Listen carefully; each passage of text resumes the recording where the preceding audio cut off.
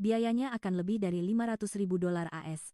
Saya mendengar kata-kata itu dari Komite Administrasi Rumah Sakit di Amerika, dan rasanya napas saya berhenti. Keluarga kami, yang tidak mampu membayar biaya rehabilitasi ayah saya yang terserang stroke, berada di ambang kebangkrutan. Saat itulah, sebuah gagasan muncul di benak saya. Bagaimana dengan Indonesia? Bagi saya, yang telah menikah dengan suami saya, seorang pria Indonesia yang saya temui saat kegiatan relawan medis, dan tinggal di sana selama 5 tahun, Indonesia adalah rumah kedua. Namun, bagi kedua orang tua saya, negara itu adalah tempat yang sangat asing. Saat itu, tidak ada yang menyangka bahwa pilihan berani yang saya ambil, dengan menentang penolakan ibu saya untuk mengirim ayah ke negara yang begitu jauh, akan menghasilkan pemulihan yang ajaib.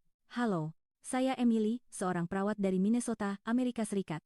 Hari ini, saya ingin berbagi dengan Anda semua tentang pengalaman luar biasa yang terjadi pada saya dan keluarga saya. 5 tahun yang lalu, saya menikah dengan suami saya yang berkebangsaan Indonesia dan memulai hidup baru di Jakarta. Saat itu, saya sama sekali tidak menyadari betapa besar berkah yang akan datang dari pilihan tersebut. Suatu pagi di musim gugur yang biasa, saya sedang bersiap-siap untuk berangkat kerja. Sinar matahari pagi yang menembus tirai bermotif bunga menghangatkan ruangan, sementara suami saya menyiapkan sarapan di dapur. Saya tidak pernah menyangka bahwa dering telepon yang tiba-tiba berbunyi saat itu akan mengubah hidup saya selamanya. Nama yang tertera di layar adalah ibu saya. Mengingat perbedaan waktu antara Amerika dan Indonesia, sangat jarang ibu menelepon pada jam seperti ini. Dengan perasaan cemas, saya mengangkat telepon, dan yang terdengar dari seberang adalah isak tangis ibu saya. Emily, ayahmu pingsan. Dia di rumah sakit, kondisinya tidak baik. Jantung saya serasa berhenti berdetak. Kabar yang disampaikan melalui suara gemetar ibu saya begitu mengejutkan. Ayah, yang sedang berkebun di pagi hari, tiba-tiba ambruk. Berkat laporan cepat dari tetangga, ambulans segera tiba, tetapi kondisinya sudah kritis. Diagnosis awal dokter adalah stroke dan tingkatnya cukup parah. Seberapa parah? Suara saya ikut bergetar. Dokter bilang pembuluh darah besar di otak kanannya tersumbat. Operasi darurat sudah dilakukan, tapi pemulihannya tidak akan mudah.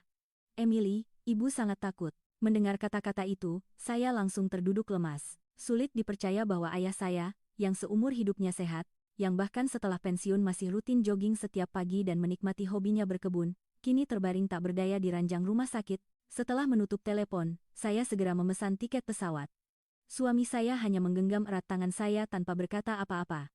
Jangan khawatir, aku akan urus semuanya di sini, kamu siapkan saja barang-barangmu, katanya. Tanpa dukungan hangatnya, saya mungkin tidak akan sanggup melewati momen itu. Keesokan harinya, saya sudah berada di dalam pesawat menuju Amerika. Selama penerbangan yang memakan waktu lebih dari 20 jam, kepala saya dipenuhi berbagai kekhawatiran. Bagaimana kondisi ayah sekarang? Seberapa parah gejala sisanya? Bagaimana keluarga saya menghadapi situasi ini? Ketika saya tiba di Bandara Minneapolis, saya sudah sangat lelah, tetapi saya bergegas mengambil bagasi dan langsung menuju rumah sakit. Pemandangan yang saya saksikan saat tiba di unit perawatan intensif, ICU, tidak akan pernah saya lupakan seumur hidup. Ayah saya, yang selalu saya kenal kuat dan penuh semangat, terbaring dikelilingi oleh berbagai peralatan medis. Separuh tubuh bagian kanannya sama sekali tidak bisa digerakkan, dan ia bahkan tidak bisa berbicara dengan benar. Sisi kanan wajahnya terkulai, dan tatapan matanya tampak kebingungan. Ibu saya duduk di samping tempat tidur ayah. Begitu melihat saya, ia berdiri dan memeluk saya erat. Emily, syukurlah kamu datang.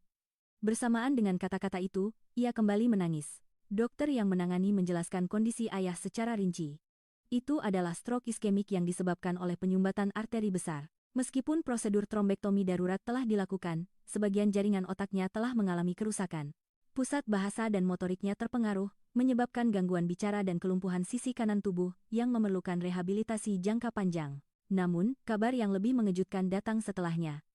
Seorang staf administrasi rumah sakit memanggil kami ke kantornya untuk membahas biaya pengobatan. Biaya operasi darurat dan perawatan di ICU saja sudah melebihi 100.000 dolar AS. Diperkirakan total biaya, termasuk rehabilitasi dan rawat inap di masa depan, akan mencapai sekitar 500.000 dolar AS setara dengan lebih dari 8 miliar rupiah.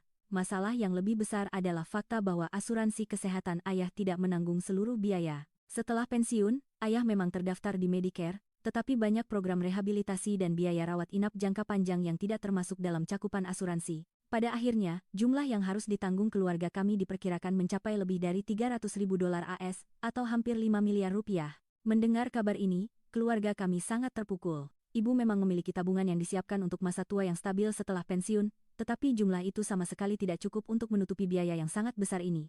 Adik saya, Sarah, masih kuliah pasca sarjana dan tidak memiliki keleluasaan finansial sama sekali, sementara saya sendiri masih dalam tahap menstabilkan hidup di Indonesia. Malam itu, kami mengadakan rapat keluarga. Berkumpul di kafetaria rumah sakit, kami berbagi kekhawatiran dan ketakutan masing-masing. Mungkin kita harus menjual rumah, kata ibu dengan suara bergetar. Kenyataan bahwa kami mungkin harus menjual rumah yang telah kami tinggali selama lebih dari 30 tahun, rumah yang tamannya dirawat sendiri oleh ayah dan setiap akhir pekan diperbaikinya dengan penuh cinta, terasa sangat menyakitkan. Aku akan berhenti kuliah dan mencari pekerjaan, usul Sarah. Dia sedang menempuh program dokter di bidang psikologi dan telah mempersiapkan diri begitu lama untuk meraih mimpinya. Gagasan bahwa ia harus melepaskan mimpi itu sungguh terlalu kejam. Kami berdiskusi hingga larut malam, tetapi tidak ada kesimpulan yang tercapai. Akhirnya, kami meninggalkan rumah sakit dengan beban pikiran masing-masing. Keesokan harinya, saya tiba di rumah sakit pagi-pagi sekali. Ayah sudah dipindahkan ke ruang perawatan biasa, dan seorang fisioterapis sedang melakukan evaluasi awal. Menurut penjelasan terapis, ayah memerlukan rehabilitasi intensif selama minimal 1 tahun, dan setelah itu pun masih diperlukan perawatan berkelanjutan. Biasanya, dalam kasus seperti ini, 3 hingga 6 bulan pertama pasien perlu dirawat inap untuk rehabilitasi, setelah itu beralih ke perawatan rawat jalan. Namun, karena masalah asuransi, periode rawat inap mungkin akan dibatasi. Kata-kata terapis itu menambah satu lagi kekhawatiran bagi kami. Jika ayah tidak bisa mendapatkan perawatan terbaik, kemungkinan pemulihannya akan semakin kecil. Saat istirahat makan siang, saya berjalan sendirian di koridor rumah sakit, tenggelam dalam pikiran. Tiba-tiba, sebuah ide melintas. Bagaimana dengan Indonesia? Sebagai seorang perawat, saya memiliki pengetahuan tentang sistem kesehatan di beberapa negara. Selama tinggal di Indonesia, saya juga cukup memahami sistem medis di sana. Saya tahu bahwa sistem kesehatan swasta di Indonesia sangat berbeda dari sistem di Amerika, terutama dalam hal rehabilitasi yang jauh lebih efisien dari segi biaya. Selain itu, Indonesia juga terkenal dengan pendekatan pengobatan integratif yang menggabungkan teknologi medis canggih dengan pengobatan komplementer tradisional. Saya segera menelepon suami saya. Sayang, apa mungkin kita membawa ayah ke Indonesia? Tanpa ragu, suami saya menjawab pertanyaan mendadak saya, tentu saja bisa. Aku akan coba cari tahu. Sejak hari itu, kami mulai menjajaki kemungkinan pengobatan di Indonesia. Suami saya menghubungi beberapa rumah sakit rehabilitasi ternama di Jakarta, sementara saya menyiapkan rekam medis ayah dan data mengenai kondisinya saat ini. Kami fokus mencari rumah sakit yang berpengalaman menangani pasien internasional. Beberapa hari kemudian, kami menemukan fakta yang mengejutkan. Biaya pengobatan keseluruhan di Indonesia bahkan tidak sampai 1/5 dari biaya di Amerika. Selain itu, program rehabilitasinya lebih intensif, dan bahkan dilengkapi dengan sistem pengobatan komplementer yang menggabungkan terapi herbal dan akupunktur dengan kedokteran barat. Kami juga mendapat informasi bahwa mereka menyediakan layanan penerjemah dan koordinator medis untuk pasien internasional. Dengan secercah harapan, saya mengusulkan ide ini kepada keluarga, tetapi reaksi mereka sudah bisa ditebak, penolakan, terutama ibu, ia menentang keras. Indonesia. Kamu mau mengirim ayahmu ke negara yang begitu jauh? Kita tidak mengerti bahasanya. Budayanya juga berbeda. Bagaimana kita bisa menjalani pengobatan di sana? Lagi pula, dengan kondisi ayah seperti ini, bagaimana dia bisa melakukan perjalanan sejauh itu? Kekhawatiran ibu sangat bisa dimengerti. Adik saya, Sarah, juga menyuarakan keraguannya. Bukankah sistem medis Amerika yang terbaik di dunia? Aku ragu apakah di Indonesia bisa mendapatkan pengobatan yang layak. Belum lagi gegar budaya, apa ayah bisa menahannya? Saya pikir kekhawatiran mereka wajar. Bagi mereka, Indonesia adalah negara yang jauh dan asing. Namun, saya tidak menyerah. Semalaman saya mengumpulkan data, menyiapkan secara rinci informasi mengenai akreditasi internasional rumah sakit di Indonesia, banyak yang sudah terakreditasi JCI, studi kasus pengobatan pasien asing, sistem pendukung penerjemah, dan yang terpenting, rincian perkiraan biaya. Data yang saya siapkan mencakup fakta bahwa banyak institusi medis besar di Jakarta telah menerima akreditasi dari JCI Joint Commission International, perbandingan tingkat pemulihan pasien stroke dengan Amerika, serta testimoni nyata dari pasien asing yang pernah dirawat di sana. Saya juga menemukan hasil penelitian yang menunjukkan bahwa sistem pengobatan komplementer di Indonesia efektif untuk rehabilitasi pasien stroke. Keesokan harinya, saya memulai presentasi di hadapan keluarga. Awalnya mereka memandang dengan skeptis, tetapi perlahan-lahan mereka mulai menunjukkan minat. Terutama, saya bisa merasakan perubahan pada ekspresi wajah ibu. Apa ini benar-benar mungkin? Bagaimana dengan penerbangannya? Dan bagaimana kita akan tinggal di sana? Suara ibu masih terdengar cemas, tetapi ada secercah harapan di sana. Saya menjelaskan satu persatu semua jawaban yang telah saya siapkan.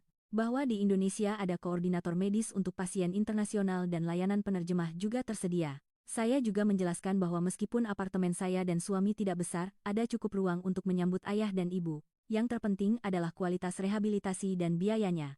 Pemulihan yang di Amerika mungkin butuh lebih dari setahun, di Indonesia bisa jadi lebih singkat. Dan yang terpenting, keluarga kita tidak akan bangkrut. Kita tidak perlu menjual rumah, dan Sarah tidak perlu berhenti kuliah. Mendengar penjelasan saya, air mata mulai menggenang di mata ibu. Setelah hening sejenak, ibu menghela napas panjang. Baiklah, Emily. Jika kamu seyakin itu, mari kita semua pergi ke Indonesia. Adik saya pun setuju dengan keputusan ibu, dan begitulah, perjalanan kami ke Indonesia diputuskan. Namun mengambil keputusan hanyalah sebuah permulaan.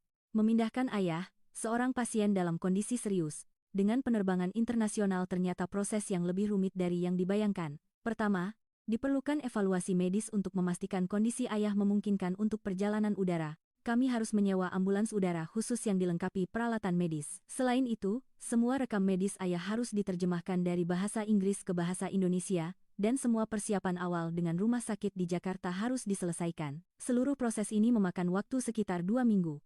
Selama periode itu, ayah hanya menerima perawatan stabilisasi dasar. Tagihan rumah sakit yang terus membengkak setiap hari semakin menekan kami, membuat kami semakin bertekad untuk segera berangkat ke Indonesia.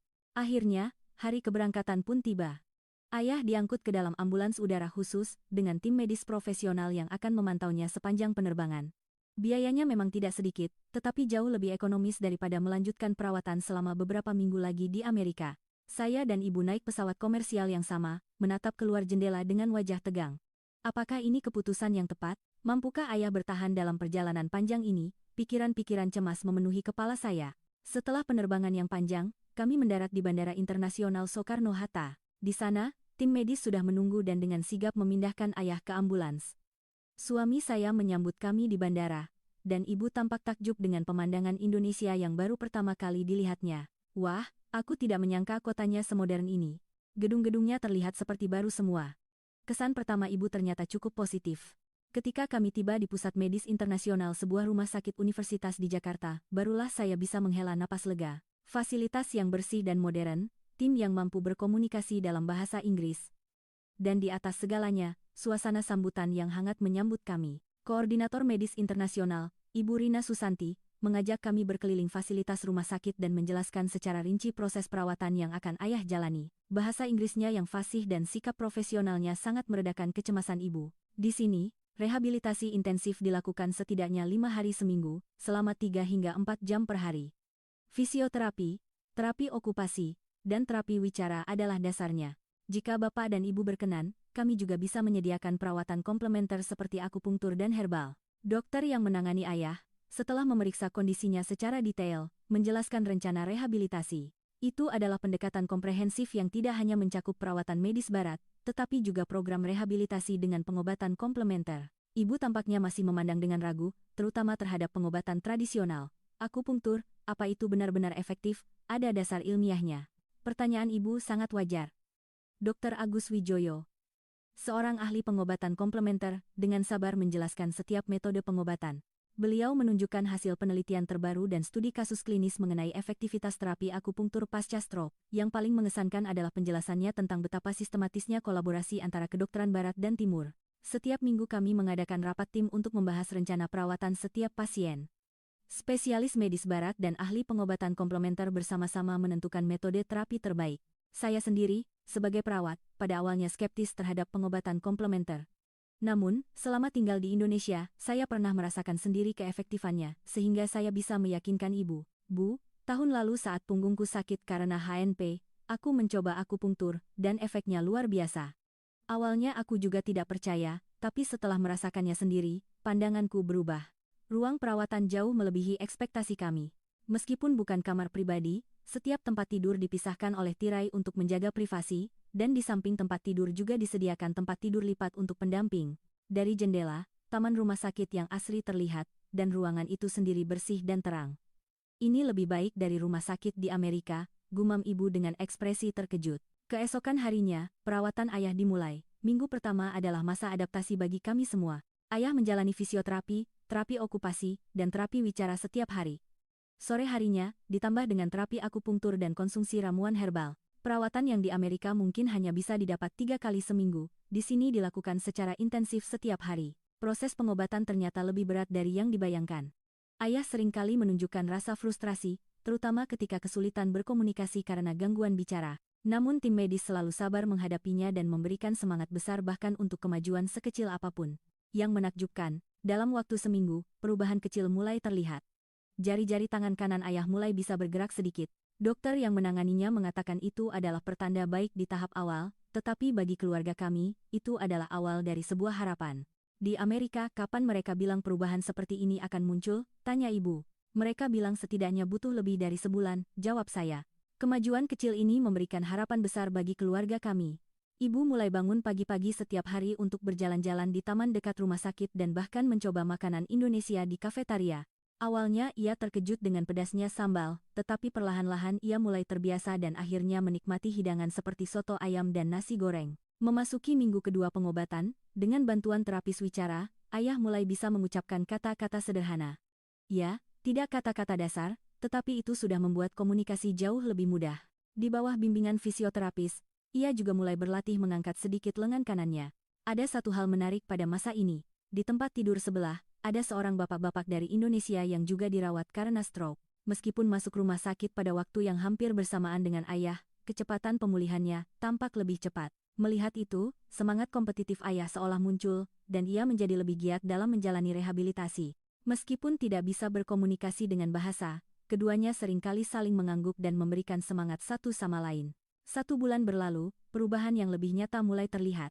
Ayah mulai bisa berbicara dalam kalimat-kalimat sederhana dan mampu mengangkat lengannya setinggi bahu. Gerakan kecil juga mulai muncul di kaki kanannya, dan dengan bantuan fisioterapis, ia mulai berlatih untuk bangun dan duduk dari tempat tidur. Kemajuan yang menurut rumah sakit di Amerika akan memakan waktu berbulan-bulan, terjadi hanya dalam 1 bulan. Ibu semakin kagum dengan sistem medis di sini. Perawat-perawat di sini sungguh ramah dan teliti. Mereka jauh lebih sering mengunjungi kamar untuk memeriksa kondisi ayah dibandingkan yang bisa kubayangkan di Amerika, dan mereka selalu menjawab pertanyaan kita. Aku merasa sikap mereka terhadap pasien sangat penuh hormat. Saya sendiri, dengan pengalaman bekerja sebagai perawat di Amerika, sekali lagi terkesan dengan efisiensi dan pendekatan yang berpusat pada pasien dari sistem medis Indonesia. Di Amerika, karena jadwal tim medis yang padat, seringkali sulit untuk meluangkan waktu yang cukup dengan pasien. Namun di sini, para dokter dan perawat tampaknya meluangkan waktu yang cukup untuk setiap pasien. Setelah 1,5 bulan, ayah mulai berlatih berjalan di koridor rumah sakit menggunakan walker. Langkahnya memang tidak stabil, tetapi tekadnya lebih kuat dari siapapun. Ia bahkan bangun pagi-pagi setiap hari untuk meminta latihan tambahan. Pada masa ini, ibu juga menunjukkan kemampuan adaptasi yang luar biasa. Awalnya ia sama sekali tidak tahu bahasa Indonesia, tetapi sekarang ia sudah bisa mengucapkan salam dasar seperti selamat pagi, terima kasih, dan enak sekali. Ia bahkan bisa memesan makanan sendiri di kantin rumah sakit. Lebih dari itu, ia mulai menonton sinetron Indonesia, mencari yang ada teks terjemahan bahasa Inggris untuk mengisi waktu. Emily, siapa aktor ini? Tampan sekali, tanyanya saat menonton sinetron populer. Saya tidak bisa menahan tawa. Saya tidak pernah menyangka ibu akan beradaptasi dengan budaya Indonesia secepat ini. Namun, tidak semuanya berjalan mulus. Memasuki bulan kedua pengobatan, ayah tiba-tiba mengalami demam tinggi dan gejala pneumonia. Ini adalah komplikasi yang umum terjadi pada pasien stroke, tetapi saat itu, keluarga kami kembali diliputi ketakutan. Terlintas di benak saya, bagaimana jika kami masih di Amerika? Namun, respons cepat dari tim medis Indonesia sungguh luar biasa. Terapi antibiotik segera dimulai, dan pemantauan intensif 24 jam dilakukan. Tim medis bergantian memeriksa kondisi ayah, dan para perawat seringkali memeriksa suhu tubuhnya dan mengawasi setiap perubahan. Yang lebih mengejutkan adalah biayanya. Di Amerika, perawatan intensif seperti ini akan memakan biaya tambahan jutaan dolar, tetapi di Indonesia, berkat sistem asuransi swasta yang kami ambil untuk pasien asing dan program dukungan pasien, biaya yang harus kami tanggung relatif kecil. Ini memberikan rasa lega yang sangat besar bagi keluarga kami. Dalam 3 hari, kondisi ayah stabil, dan rehabilitasi dapat dilanjutkan. Kejadian ini justru membuat keluarga kami semakin percaya pada sistem medis Indonesia. Ibu tidak lagi menyuarakan keraguan terhadap medis di sini, malah ia mulai dengan bangga menceritakan pengalamannya kepada teman-temannya di Amerika. Kalian mungkin tidak akan percaya, tapi rumah sakit di sini benar-benar luar biasa. Dokter selalu meluangkan waktu untuk menjelaskan semuanya, dan perawat merawat pasien seperti keluarga sendiri. Dan biayanya hanya sebagian kecil dari biaya di Amerika, katanya saat melakukan panggilan video dengan teman-temannya. Memasuki bulan ketiga pengobatan, ayah menunjukkan kemajuan yang sangat pesat. Ia sudah bisa berjalan mengelilingi taman rumah sakit dengan walker dan percakapan sederhana pun menjadi mungkin. Meskipun pelafalannya masih belum sempurna, ia jauh lebih mudah mengekspresikan dirinya. Ia juga mulai berlatih makan menggunakan sendok dengan tangan kanannya. Pada masa ini, keluarga kami mulai lebih dalam menyelami budaya Indonesia. Pada akhir pekan, kami menjelajahi pasar tradisional di dekat rumah sakit, dan ibu terpesona dengan bahan-bahan makanan segar Indonesia. Aku belum pernah melihat sayuran dan buah-buahan sesegar ini, benar-benar berbeda dengan supermarket besar di Amerika. Ayah juga mulai beradaptasi dengan makanan Indonesia. Awalnya, menu makanan rumah sakit terasa asing di lidahnya, tetapi lambat laun ia mulai menikmati hidangan seperti soto ayam dan rendang. Makanan ini rasanya menyehatkan. Terutama sup hangat ini, benar-benar membuatku bertenaga. Ayah menunjukkan minat khusus pada makanan berkuah khas Indonesia yang tidak pernah ia temui di Amerika. Salah satu hal yang paling berkesan selama di rumah sakit adalah sikap hangat dari pasien lain dan keluarga mereka. Meskipun ada kendala bahasa, mereka selalu menyambut kami dengan senyuman dan seringkali berbagi buah-buahan atau makanan ringan. Terutama saat seorang nenek dari kamar sebelah membawakan kami semangkuk bubur ayam buatannya, keluarga kami merasa sangat terharu. Di kampung kami, kalau ada yang sakit, tetangga-tetangga biasa membawakan makanan seperti ini, katanya. Mendengar itu, mata ibu berkaca-kaca. Di Amerika, jarang sekali tetangga bisa sedekat ini. Sungguh menyentuh, rehabilitasi ayah menjadi semakin beragam seiring berjalannya waktu. Selain fisioterapi, terapi okupasi, dan terapi wicara, terapi musik dan seni juga dimulai. Menurut penelitian, pendekatan kreatif ini dapat merangsang pemulihan otak. Ayah, yang pada awalnya canggung, akhirnya mulai berpartisipasi aktif dalam kegiatan ini. Saat sesi terapi musik, ketika saya melihat ayah memegang gitar dan, meskipun dengan kikuk, mencoba memainkan beberapa akor, saya tidak bisa menahan air mata. Bagi ayah, yang di masa mudanya hobi bermain gitar, kegiatan ini lebih dari sekadar terapi, itu adalah pengalaman bermakna yang menghubungkannya kembali dengan dirinya di masa lalu. Memasuki bulan keempat, dengan bantuan terapis, ayah untuk pertama kalinya bisa berjalan beberapa langkah tanpa alat bantu.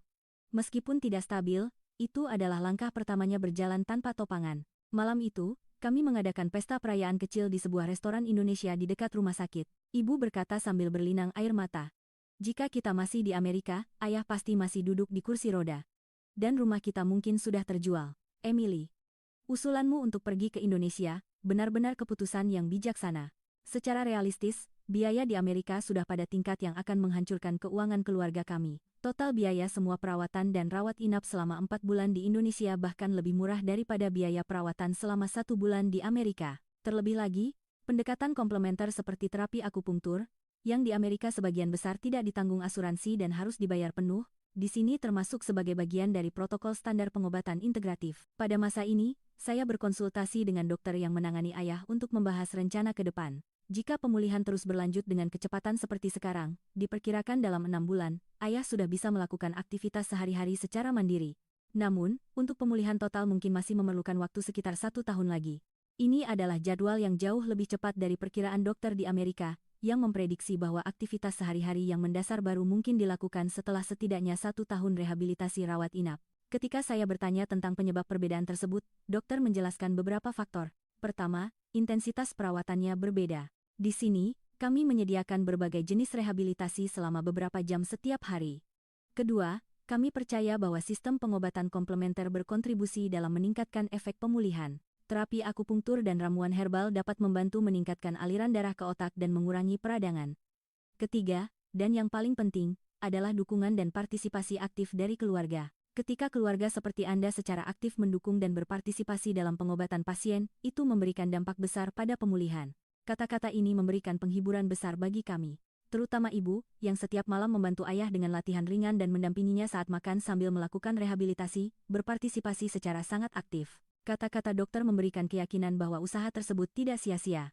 Memasuki bulan kelima, ayah sudah bisa pergi ke toilet sendiri dengan menggunakan alat bantu.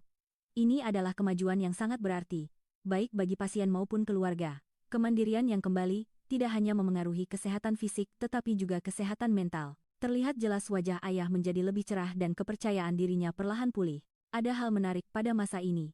Pusat Medis Internasional Rumah Sakit meminta izin untuk menggunakan kasus keluarga kami sebagai bahan studi. Sebuah penelitian untuk menganalisis kecepatan pemulihan ayah yang cepat dan efektivitas sistem pengobatan komplementer. Keluarga kami dengan senang hati menyetujuinya. Dan setelah itu, bahkan ada delegasi dari sebuah rumah sakit di Amerika yang datang untuk mengamati proses perawatan ayah. Dr. Thomas Johnson, seorang spesialis neurologi dari Amerika, secara terus terang mengungkapkan kekagumannya.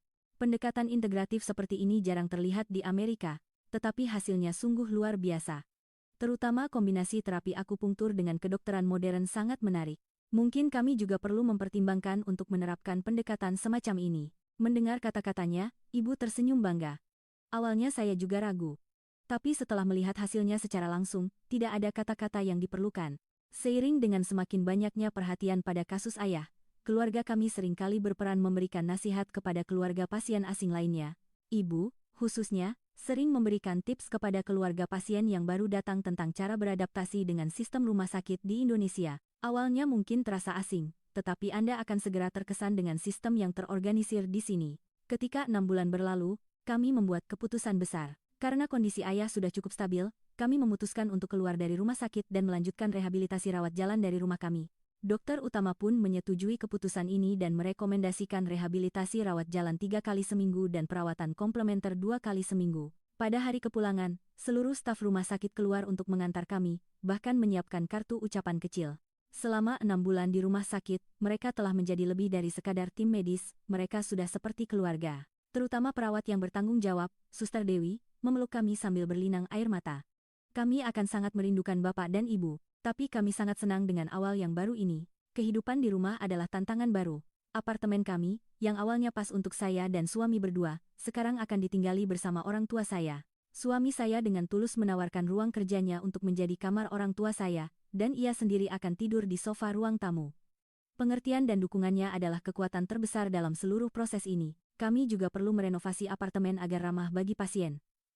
Di koridor yang sempit, kami memasang pegangan tangan, dan di kamar mandi, kami memasang alas anti-selip. Suami saya bahkan secara sukarela membuat ruang rehabilitasi sederhana di sudut ruang tamu untuk membantu latihan ayah. Seluruh rutinitas keluarga diatur ulang berpusat pada pemulihan ayah, tetapi tidak ada yang mengeluh. Jadwal harian kami harus disesuaikan dengan jadwal terapi ayah, dan saya juga harus menyesuaikan jadwal kerja. Untungnya, klinik internasional tempat saya bekerja mengizinkan jam kerja yang fleksibel, dan terkadang memungkinkan untuk bekerja dari rumah. Tanpa sistem pendukung seperti ini, akan jauh lebih sulit bagi keluarga kami untuk mengatasi semua ini. Yang mengejutkan, kehidupan di rumah ternyata memberikan dampak yang lebih efektif pada pemulihan ayah. Dalam lingkungan keluarga yang akrab, ia menemukan kestabilan emosional, dan itu semakin memperkuat motivasinya untuk rehabilitasi. Setiap hari, sedikit demi sedikit, ayah bisa melakukan lebih banyak hal. Di rumah sakit, aku selalu merasa seperti pasien. Tapi di sini, aku merasa menemukan kembali peranku sebagai kepala keluarga, kata ayah suatu malam saat makan malam. Kata-kata itu sangat menyentuh kami semua. Di rumah, ayah mulai berpartisipasi dalam kegiatan sehari-hari yang sederhana.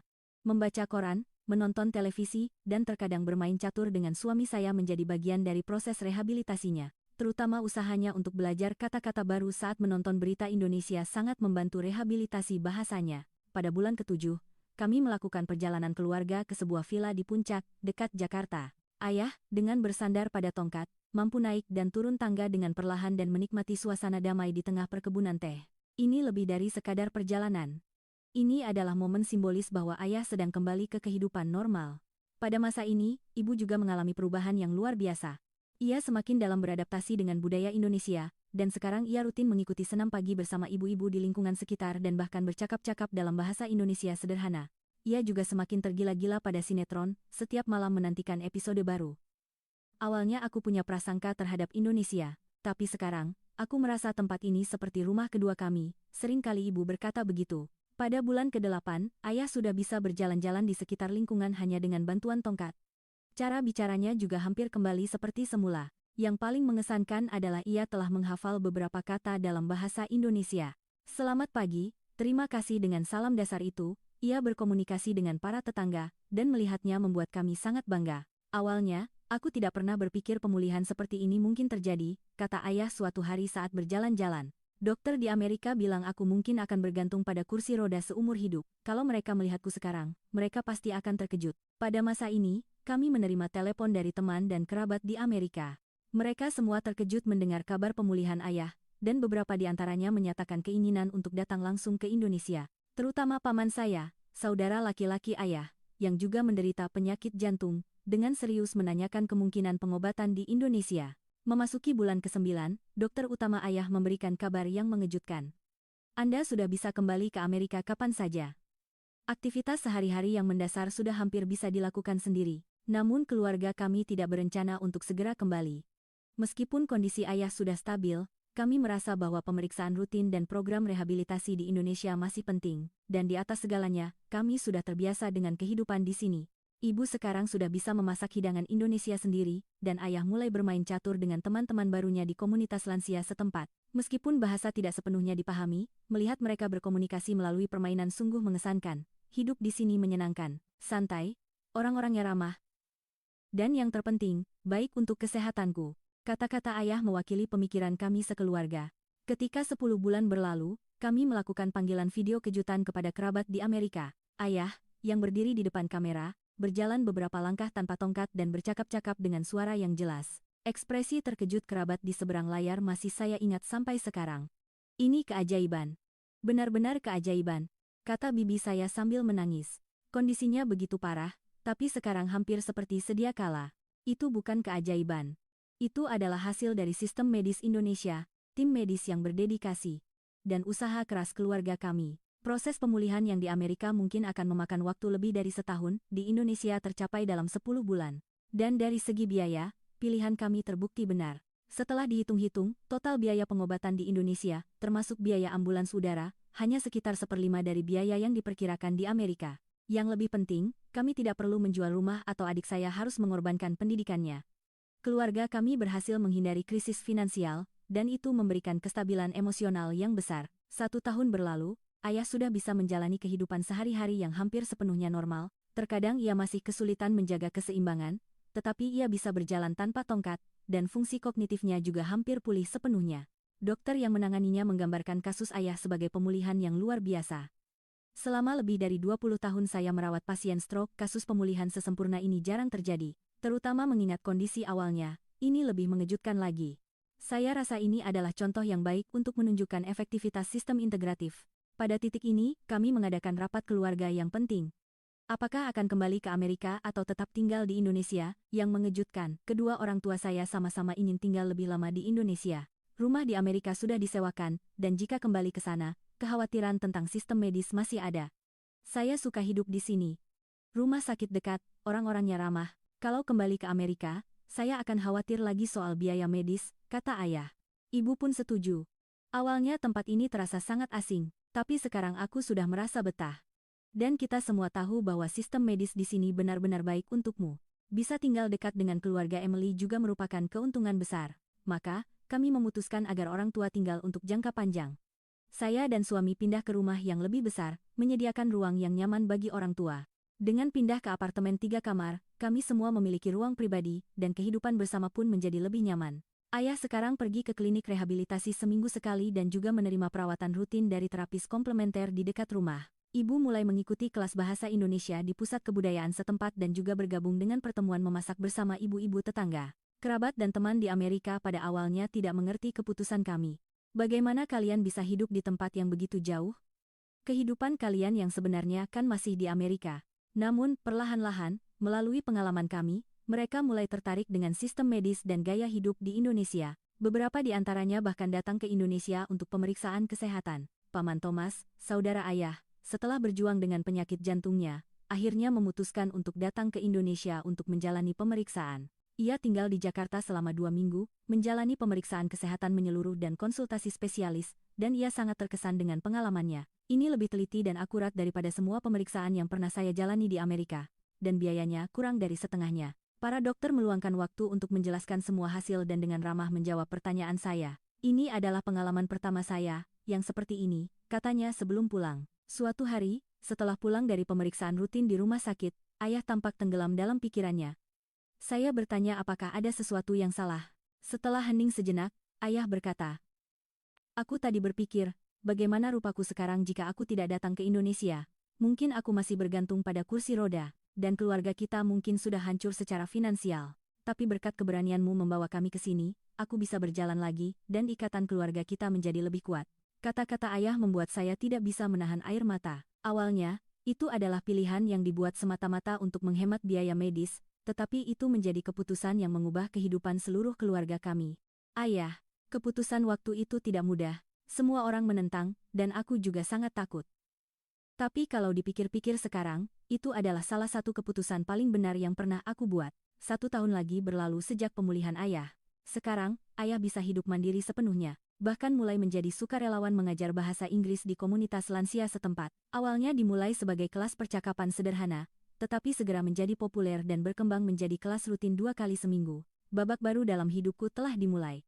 Aku tidak pernah berpikir akan melakukan hal seperti ini setelah pensiun, kata ayah dengan wajah bahagia sambil menyiapkan materi pelajaran. Ibu menikmati membeli bahan-bahan masakan Indonesia di pasar tradisional, dan keahlian memasaknya semakin meningkat. Sekarang ia bisa membuat gulai dan rendang sendiri, bahkan seringkali menyajikan masakannya kepada para tetangga.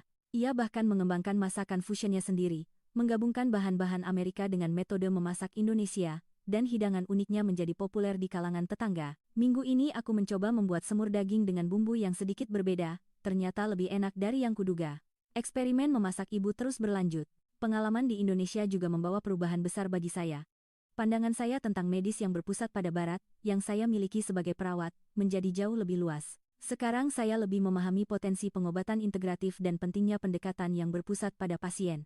Di tempat kerja juga ada perubahan. Saya dipromosikan ke posisi yang lebih bertanggung jawab di klinik internasional, khususnya terlibat dalam pengembangan program untuk pasien asing. Pemahaman Emily yang mendalam tentang dua budaya sangat membantu program pasien internasional kami, kata manajer rumah sakit. Kata-kata itu memberikan saya kepuasan kerja yang besar.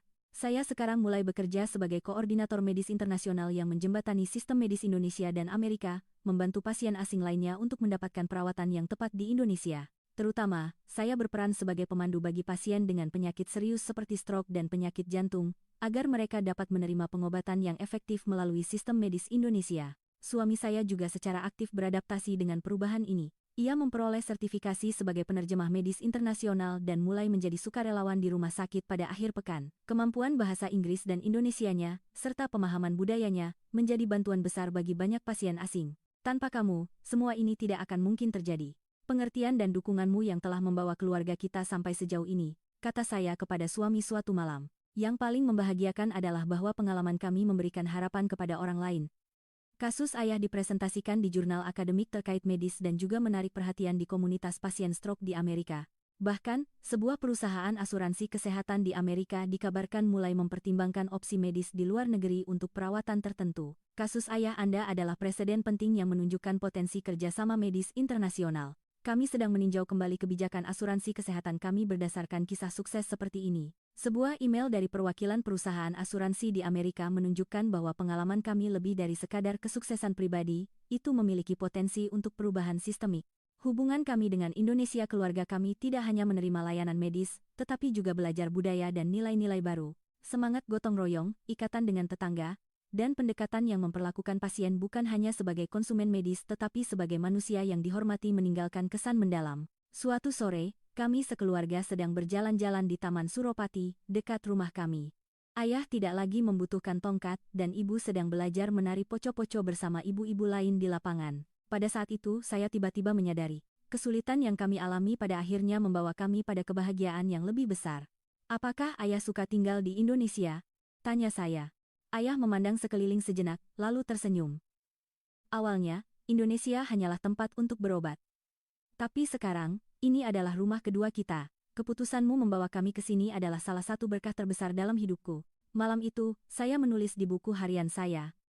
Terkadang keputusan tersulit dalam hidup bisa menjadi keputusan yang paling bijaksana. Keluarga kami memberanikan diri di tengah krisis dan memilih jalan yang tidak dikenal. Hasilnya, kami tidak hanya memulihkan kesehatan, tetapi menemukan cara hidup yang baru. Indonesia kini bukan lagi sekadar tempat berobat bagi kami, melainkan rumah kedua. Seiring berjalannya waktu, keluarga kami mulai berperan sebagai jembatan antara Indonesia dan Amerika.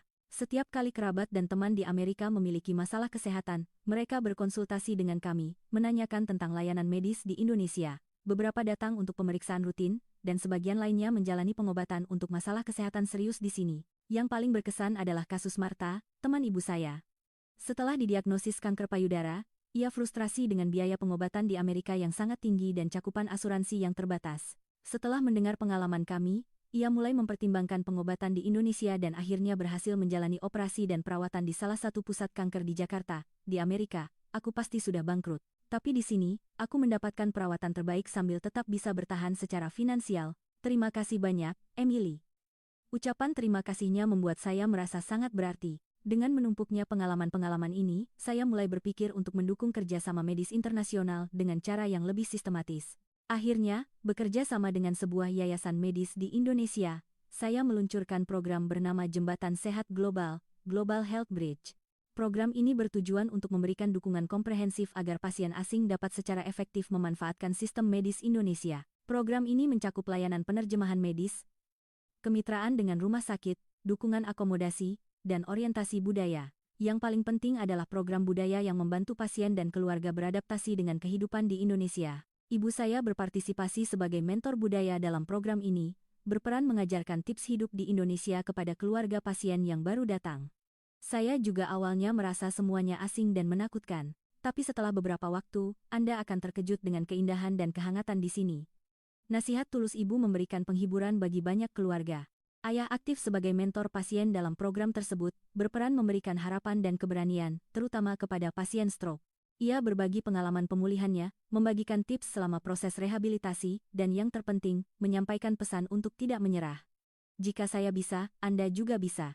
Berusahalah sedikit demi sedikit setiap hari, dan percayalah pada sistem medis di negara ini. Kata-kata ayah memberikan motivasi yang kuat bagi banyak pasien. Jembatan Sehat Global perlahan-lahan berkembang. Tidak hanya mendukung pasien dari Amerika, tetapi juga dari Eropa, Timur Tengah, dan Amerika Selatan. Kami mengembangkan program khusus untuk setiap wilayah, menyediakan layanan yang disesuaikan dengan mempertimbangkan karakteristik budaya negara tersebut. Program Ibu Emily lebih dari sekadar layanan medis, ini menciptakan wadah pertukaran budaya yang sejati.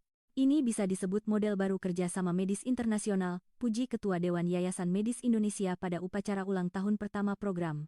Di balik semua pencapaian ini, ada perjalanan pribadi keluarga kami. Tanpa krisis stroke ayah, kami tidak akan pernah memiliki pengalaman seperti ini, dan kami tidak akan pernah menyadari keunggulan sistem medis Indonesia. Dan yang terpenting, kami tidak akan pernah mengalami bagaimana budaya yang berbeda dapat berpadu untuk membangun kehidupan yang lebih baik.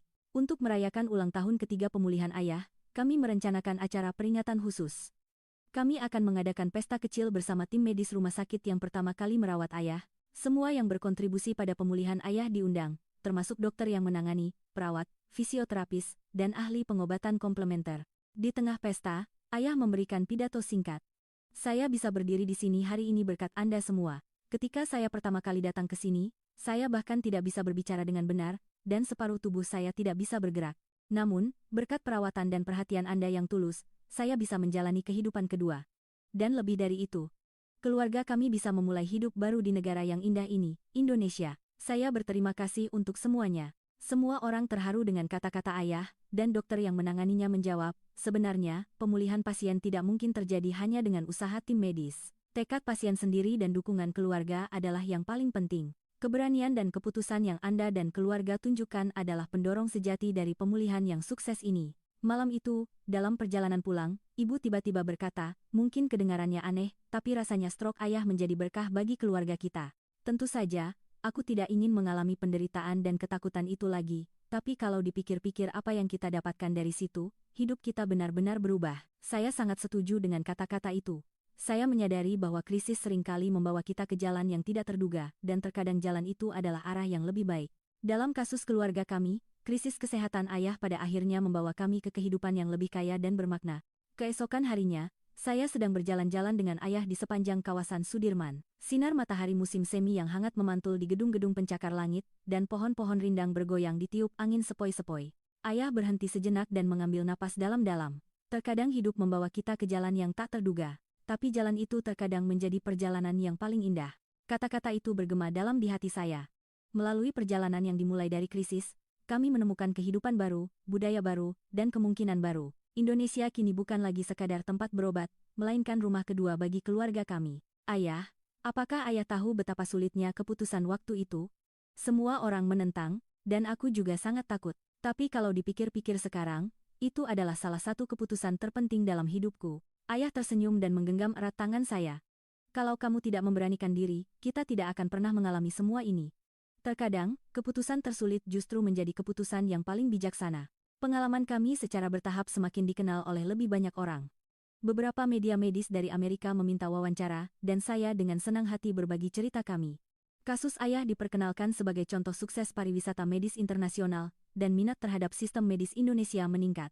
Yang paling mengesankan adalah 3 orang teman ayah di Amerika memutuskan untuk menjalani pengobatan di Indonesia untuk masalah kesehatan yang serupa. Mereka telah menyaksikan langsung pemulihan ayah dan mendengar tentang efektivitas biayanya, sehingga mereka mendapatkan keberanian untuk membuat pilihan yang sama. Kisah keluarga kami berkembang menjadi cerita pertukaran budaya dan saling pengertian yang melampaui sekadar penghematan biaya medis. Itu juga merupakan pesan harapan bahwa di tengah krisis pun kita bisa menemukan kemungkinan baru. Sekarang, ayah menjadi sukarelawan mengajar percakapan bahasa Inggris di sebuah universitas di Jakarta. Dalam proses memulihkan kemampuan bahasanya setelah stroke, ayah lebih memahami pentingnya kata-kata, dan sekarang ia berbagi pengalaman itu dengan orang lain. Proses saya belajar kembali berbicara setelah stroke sangat sulit. Tetapi berkat pengalaman itu, saya memiliki lebih banyak empati dan pengertian dalam mengajar bahasa. Saya menyadari betapa berharganya setiap kata, setiap kalimat, katanya kepada para mahasiswanya. Ibu mendaftar di kelas memasak Indonesia dan telah menguasai cara membuat berbagai masakan Nusantara. Baru-baru ini, ia dengan bangga bercerita bahwa ia telah mengalami budaya Indonesia yang sesungguhnya saat membuat asinan bersama para tetangga. Ibu bahkan memulai sebuah blog memasak kecil dengan judul Petualangan Nenek Amerika di Dapur Indonesia, di mana ia berbagi resep yang menafsirkan ulang masakan Indonesia dengan sentuhan Amerika. Awalnya sulit menggunakan bumbu dasar seperti terasi, tapi sekarang itu menjadi dasar dari hampir semua masakan saya. Blog ibu menjadi populer di kalangan teman-temannya di Amerika. Perubahan dalam keluarga kami tidak hanya berhenti pada pemulihan fisik ayah, kami semua tumbuh secara budaya dan emosional. Kami menyadari bahwa gaya hidup dan nilai-nilai Amerika bukanlah satu-satunya cara, dan dengan menerima budaya baru, wawasan kami menjadi lebih luas. Terutama, yang memberikan pencerahan besar bagi saya adalah semangat kebersamaan atau gotong royong di Indonesia. Berbeda dengan Amerika yang sangat individualistis, di Indonesia saya melihat bagaimana tetangga dan komunitas bersama-sama mengatasi kesulitan. Interaksi dengan keluarga pasien lain di rumah sakit, sambutan hangat dari para tetangga, dan budaya saling membantu memberikan kesan yang mendalam. Sistem medis Indonesia tidak hanya unggul secara teknis, tetapi juga tertanam dalam filosofi yang memperlakukan pasien sebagai manusia. Dokter dan perawat selalu meluangkan waktu untuk memberikan penjelasan rinci dan mendengarkan keluhan pasien.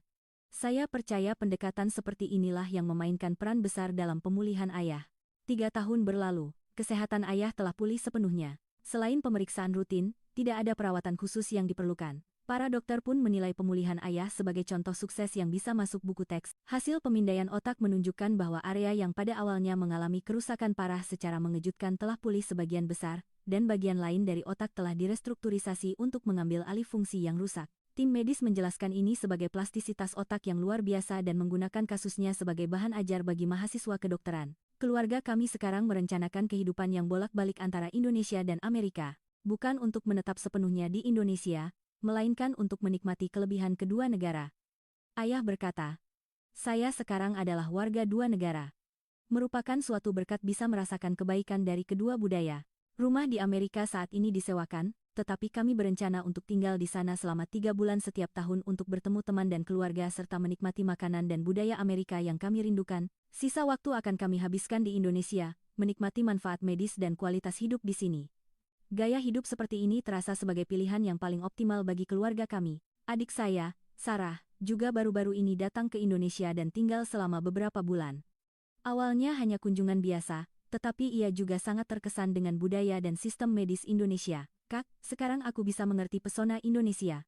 Aku melakukan pemeriksaan kesehatan di sini, dan pengalamannya benar-benar berbeda dari di Amerika. Setelah mendapatkan gelar dokter psikologinya, Sarah menerima tawaran sebagai dosen tamu dari sebuah universitas di Indonesia dan sedang mempertimbangkannya dengan serius. Jika ia akan menghabiskan waktu tertentu di Indonesia, keluarga kami akan bisa lebih sering berkumpul. Ini akan menjadi kebahagiaan besar, terutama bagi ibu. Di usia seperti ini, bisa tinggal dekat dengan kedua anakku adalah kebahagiaan yang sesungguhnya. Indonesia telah menyatukan kembali keluarga kami, kata ibu selama kunjungan Sarah. Baru-baru ini, kisah kami bahkan diangkat dalam sebuah film dokumenter televisi di Indonesia. Dalam sebuah program bertema medis Indonesia yang mendunia, pengalaman keluarga kami menjadi sorotan utama. Selama proses syuting, ayah membandingkan kondisinya saat pertama kali tiba di Indonesia dengan keadaannya sekarang dan berbagi pemikirannya. Awalnya, negara Indonesia ini terasa asing dan menakutkan, tapi kalau dipikir-pikir sekarang, itu adalah keputusan paling beruntung dalam hidup saya. Saya tidak hanya pulih secara fisik, tetapi juga menemukan makna dan kemungkinan baru dalam hidup. Dokumenter tersebut menarik perhatian besar di dalam dan luar negeri, membawa dampak yang tidak kami duga. Pertanyaan dari pasien dan keluarga dalam situasi serupa dari seluruh dunia membanjiri kami, dan saya berusaha menjawab pertanyaan mereka dengan sejujur mungkin. Bagaimana Anda bisa membuat keputusan sebesar itu? Apa kelebihan dan kekurangan sistem medis Indonesia? Apakah adaptasi budaya tidak sulit? Pertanyaan-pertanyaan seperti inilah yang paling sering muncul. Jawaban saya selalu jujur. Tentu saja itu bukan keputusan yang mudah. Ada banyak ketakutan dan ketidakpastian, dan juga ada penolakan dari keluarga. Tetapi dalam situasi krisis, terkadang diperlukan keputusan yang berani. Dan kami mendapatkan keyakinan pada keputusan itu melalui penelitian dan persiapan yang matang. Adaptasi budaya memang menantang, tetapi berkat sambutan hangat dan dukungan dari orang-orang Indonesia, prosesnya lebih lancar dari yang dibayangkan. Satu pengalaman istimewa adalah ketika saya diundang ke sebuah konferensi medis di Amerika sebagai pembicara. Dalam konferensi bertema Masa Depan Kerja Sama Medis Internasional, saya mempresentasikan kisah keluarga kami dan keunggulan sistem medis Indonesia. Saya menekankan pada efisiensi biaya, pendekatan pengobatan integratif, dan perawatan yang berpusat pada pasien. Sistem medis Amerika memiliki banyak kelebihan, tetapi ada hal-hal yang bisa dipelajari dari model sukses negara lain. Dalam kasus Indonesia, sistem asuransi kesehatan swasta yang efisien, harmoni antara pengobatan tradisional dan modern, dan yang terpenting, pendekatan yang memperlakukan pasien sebagai manusia sangat mengesankan. Presentasi saya menarik perhatian banyak profesional medis dan memicu diskusi yang hidup. Setelah konferensi, seorang eksekutif dari sebuah institusi medis Amerika mendekati saya. Kisah Ibu Emily sangat inspiratif.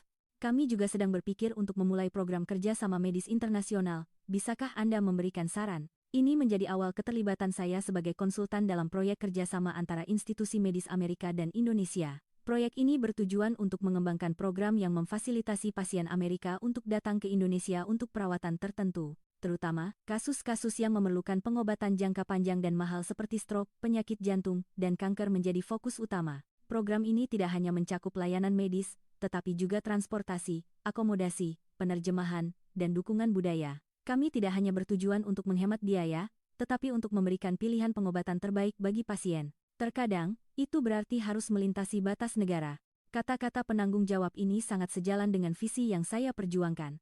Melalui semua pengalaman ini, saya menyadari betapa krisis dalam hidup dapat berubah menjadi peluang yang luar biasa. Peristiwa tragis stroke ayah membuka pintu kehidupan baru bagi keluarga kami dan bahkan menjadi inspirasi harapan bagi banyak orang lain. Suatu sore, kami sekeluarga sedang makan malam bersama.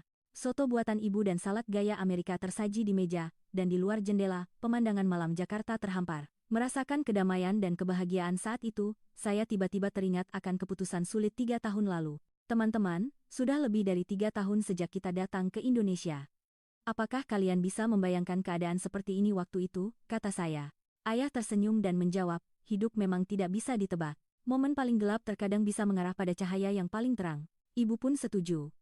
Awalnya tempat ini terasa sangat asing dan menakutkan, tapi sekarang aku merasa sangat nyaman sampai tidak ingin pergi. Indonesia bukan lagi sekadar tempat berobat bagi kita, melainkan telah menjadi fondasi kehidupan yang sejati. Suami saya mengangkat gelas anggurnya dan mengusulkan bersulang. Untuk keluarga, kesehatan, dan awal yang baru, kami semua saling memandang dan tertawa. Kebahagiaan saat itu tidak bisa diungkapkan dengan kata-kata. Setelah makan, saya keluar ke balkon dan memandangi pemandangan malam Jakarta. Gemerlap lampu kota, Tugu Monas yang terlihat di kejauhan, dan aliran tenang kendaraan di jalanan. Semua ini sekarang menjadi pemandangan yang akrab dan berharga bagi saya. Tiba-tiba, sebuah tangan menyentuh bahu saya. Itu ayah. Ia berdiri di samping saya, ikut menikmati pemandangan. Untuk beberapa saat, kami berdiam diri tanpa kata. Emily, terima kasih, ayah akhirnya membuka suara. Tanpa kamu, semua ini tidak akan mungkin terjadi. Keberanian dan keputusanmu telah memberikan kehidupan baru bagi keluarga kita. Saya memeluk bahu ayah. Ayah, aku yang seharusnya berterima kasih. Kalau ayah tidak berjuang begitu keras dalam rehabilitasi dengan tekad yang kuat, hasil seperti ini tidak akan tercapai. Kita semua telah menjalani perjalanan ini bersama. Pada saat itu, saya sekali lagi menyadari salah satu pelajaran terbesar dalam hidup.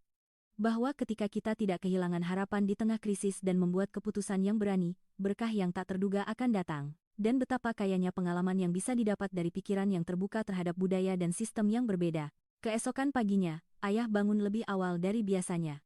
Ia membuka laptop di ruang tamu dan dengan tekun mengetik sesuatu. "Ayah, ada apa?" "Pagi-pagi sekali sudah bangun?" tanya saya. "Aku memutuskan untuk menulis buku tentang pengalamanku," jawab ayah. "Tentang proses pemulihan dari stroke, pengalaman di Indonesia, dan pelajaran yang kudapat dari perjalanan ini. Aku berharap cerita ini bisa membantu orang lain yang berada dalam situasi serupa." Keputusan ayah membuat saya terharu.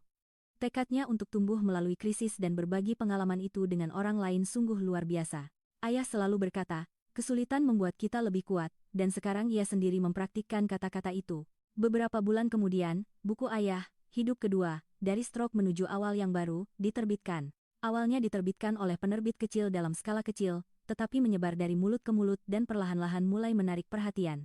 Terutama, buku ini mendapat sambutan besar dari pasien stroke dan keluarga mereka, dan akhirnya diterbitkan kembali oleh penerbit yang lebih besar dan menjadi buku terlaris di Amerika dan Indonesia. Kesuksesan buku itu membawa peran bermakna lainnya bagi ayah. Ia mulai diundang untuk berbicara di konferensi terkait stroke dan kelompok dukungan pasien, mendedikasikan dirinya untuk memberikan harapan dan keberanian kepada banyak orang melalui pengalamannya. Jika cerita saya bisa memberikan harapan kepada satu orang saja, maka penderitaan saya menjadi bermakna. Ayah sering mengucapkan kata-kata ini dalam ceramahnya. Suatu hari, seorang pasien stroke muda yang mendengar ceramah ayah bertanya kepadanya. Ia berusia awal 30-an dan separuh tubuh kirinya lumpuh karena stroke mendadak. Ia dilanda depresi dan keputusasaan, dan cerita ayah telah menyalakan secercah harapan kecil baginya. "Apakah saya bisa berjalan lagi? Bisakah saya kembali ke kehidupan normal?" tanyanya, dengan suara bergetar. Ayah menggenggam erat tangannya dan berkata, "Tentu saja bisa. Perjalanan pemulihan mungkin panjang dan sulit, tetapi jika Anda tidak menyerah, Anda bisa mendapatkan hasil yang luar biasa. Percayalah bahwa besok Anda akan menjadi sedikit lebih baik." Dan ubah keyakinan itu menjadi tindakan. Setelah itu, pemuda itu mengikuti nasihat ayah, dengan tekun menjalani rehabilitasi, dan setahun kemudian tidak hanya bisa berjalan, tetapi bahkan bisa melakukan jogging ringan. Ia mengirim surat terima kasih kepada ayah dan memberitahukan bahwa ia sekarang juga mulai bekerja membantu pasien lain. Dengan menumpuknya kejadian-kejadian seperti ini, ayah akhirnya mendirikan sebuah organisasi nirlaba bernama Yayasan Hidup Kedua, Second Life Foundation. Yayasan ini bertujuan untuk memberikan informasi, dukungan emosional, dan jika perlu, informasi mengenai pilihan pengobatan di Indonesia kepada pasien stroke dan keluarga mereka. Saya, suami, dan seluruh keluarga secara aktif berpartisipasi dalam kegiatan yayasan ini, dan itu menjadi pengalaman berharga lainnya bagi kami. Jika penderitaan kita bisa menjadi harapan bagi orang lain, bukankah itu arti penyembuhan yang sesungguhnya? Kata ayah pada upacara pendirian yayasan. Yayasan Hidup Kedua berkembang pesat, memberikan dukungan tidak hanya kepada pasien di Amerika dan Indonesia, tetapi juga di seluruh dunia. Kami juga mengembangkan program bantuan untuk pasien di negara-negara dengan akses terbatas ke layanan kesehatan. Ini adalah contoh luar biasa bagaimana pengalaman keluarga kami secara tak terduga memberikan dampak positif bagi dunia. 4 tahun berlalu, kehidupan keluarga kami telah berubah melampaui imajinasi. Ayah tidak hanya pulih sepenuhnya, tetapi juga menjadi sosok yang menginspirasi banyak orang. Ibu telah beradaptasi sepenuhnya dengan budaya Indonesia, aktif berpartisipasi dalam kegiatan komunitas, dan bahasa Indonesianya pun sudah cukup lancar untuk percakapan dasar. Saya telah diakui sebagai seorang ahli di bidang kerjasama medis internasional, bekerja sama dengan institusi medis di beberapa negara untuk mengembangkan model layanan medis global yang berpusat pada pasien. Suami saya diakui atas kinerjanya yang luar biasa di bidang penerjemahan medis dan terpilih sebagai anggota Dewan Asosiasi Penerjemah Medis Internasional. Adik saya, Sarah, akhirnya menerima tawaran sebagai dosen tamu dari universitas di Indonesia dan saat ini sedang memberikan kuliah selama 1 tahun di Jakarta. Ia juga semakin terpikat dengan pesona Indonesia dan sedang mempertimbangkan kemungkinan untuk tetap tinggal setelah masa kontraknya berakhir. Kisah keluarga kami adalah tentang menemukan harapan di tengah krisis dan membuka kemungkinan baru melalui keputusan yang berani. Fakta bahwa peristiwa tragis stroke ayah pada akhirnya membawa kami semua ke kehidupan yang lebih kaya dan bermakna adalah hal yang luar biasa dan patut disyukuri. Indonesia kini bukan lagi sekadar tempat berobat bagi keluarga kami, melainkan rumah kedua dan landasan bagi awal yang baru. Di sini, kami tidak hanya belajar tentang keunggulan sistem medis, tetapi juga tentang hubungan manusia yang hangat, semangat kebersamaan, dan bagaimana budaya yang berbeda dapat hidup berdampingan secara harmonis. Kami berharap pengalaman kami dapat menjadi inspirasi bagi orang lain dan menularkan keberanian untuk tidak kehilangan harapan dalam situasi apapun. Ingatlah bahwa terkadang momen paling gelap dapat membawa kita menuju cahaya yang paling terang. Dan yang terpenting, Ketika kita memiliki pikiran yang terbuka terhadap budaya dan sistem yang berbeda, kita dapat menemukan kemungkinan dan peluang yang tak terduga. Sistem medis Indonesia telah memberikan kami lebih dari sekadar pengobatan, itu memberikan kehidupan baru bagi keluarga kami. Ini adalah model yang efisien, komprehensif, dan menghormati pasien sebagai manusia, sebuah model yang patut dipelajari oleh banyak negara di dunia. Kisah keluarga kami masih berlanjut, kami masih belajar dan tumbuh setiap hari, dan kami berharap dapat berbagi semua yang kami alami dalam perjalanan ini dengan orang lain, membawa sedikit perubahan dan harapan dalam hidup mereka. Suatu pagi, saat saya sedang mendaki di kawasan perbukitan Sentul bersama ayah berhenti sejenak dan memandangi lanskap kota dari kejauhan. Pemandangan kota yang berkilauan di bawah sinar matahari pagi sungguh indah. Emily, hidup ini benar-benar misterius. Saat aku jatuh sakit, rasanya semuanya sudah berakhir. Tapi kalau dipikir-pikir sekarang, itu hanyalah awal yang baru. Sepertinya terkadang tantangan terbesar dalam hidup kita justru mengarah pada berkah terbesar. Kata-kata ayah mengandung kebijaksanaan yang mendalam. Krisis dan tantangan yang kita hadapi seringkali menjadi kesempatan yang membuat kita tumbuh dan membawa kita ke kemungkinan baru. Yang penting adalah tidak kehilangan harapan dalam proses itu dan terus maju dengan berani. Saya menggenggam erat tangan ayah dan bersama-sama memandangi pemandangan yang indah. Pada saat itu, saya merasakan rasa syukur yang mendalam. Syukur atas pulihnya kesehatan ayah, syukur atas keluarga kami yang menjadi lebih erat, dan syukur atas semua yang telah ditunjukkan oleh negara Indonesia kepada kami. Inilah kisah keluarga kami. Kisah tentang bagaimana perjalanan yang dimulai dari krisis berubah menjadi harapan dan kemungkinan baru. Dan kisah yang menunjukkan betapa kayanya hidup kita ketika kita menerima budaya yang berbeda dan dengan berani melangkah menuju awal yang baru. Mungkin di antara Anda yang menonton video ini, ada yang sedang menghadapi momen sulit dalam hidup. Saya ingin mengatakan kepada Anda, jangan kehilangan harapan. Terkadang momen paling gelap dapat mengarah pada cahaya yang paling terang. Dan cobalah untuk membuka hati Anda terhadap kemungkinan dan pilihan lain. Kesempatan untuk mengubah hidup Anda mungkin datang dari tempat yang tidak terduga. Indonesia, bagi keluarga kami, bukan lagi sekadar tempat berobat, melainkan titik awal kehidupan baru. Di tempat ini, di mana teknologi medis kelas dunia berpadu dengan perawatan manusiawi dan sistem medis yang efisien, kami menemukan lebih dari sekadar kesehatan, kami menemukan makna hidup yang baru. Mungkin momen serupa akan datang dalam hidup Anda. Pada saat itu, pilihlah kemungkinan daripada ketakutan, dan pikiran terbuka daripada prasangka. Dan ingatlah, terkadang keputusan tersulit bisa menjadi pilihan yang paling bijaksana. Saya sungguh berharap kisah keluarga kami dapat memberikan sedikit harapan dan keberanian bagi Anda semua. Terima kasih. Jika Anda menyukai video ini, silakan berikan suka dan berlangganan saluran ini. Silakan tinggalkan pengalaman dan pemikiran Anda di kolom komentar. Apakah ada di antara Anda yang memiliki pengalaman serupa? Atau ada yang ingin Anda ketahui tentang sistem medis Indonesia? Kisah Anda mungkin bisa menjadi kekuatan bagi orang lain.